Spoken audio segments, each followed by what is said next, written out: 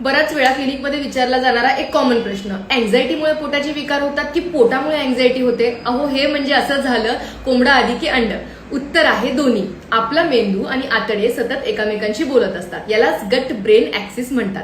जेव्हा अँझायटी येते तेव्हा मेंदूमध्ये स्ट्रेस हार्मोन रिलीज होतो. त्यामुळे आतड्यांची हालचाल बदलणे, काहींना जुलाब होऊ शकते, काहींना कॉन्स्टिपेशन, पोटातील ऍसिड सिक्रेशन वाढू शकते.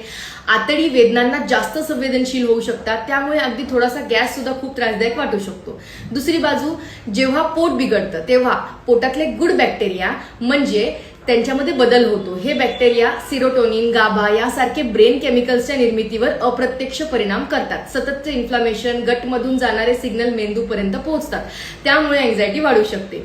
म्हणूनच फक्त अँटॅसिड घेऊन किंवा फक्त अँझायटीची औषधं घेऊन प्रत्येक वेळेस प्रश्न सुटतोच असे नाही. कारण समस्या ही एका अवयवाची नसून ब्रेन आणि गट यांच्यातील कम्युनिकेशनची असू शकते.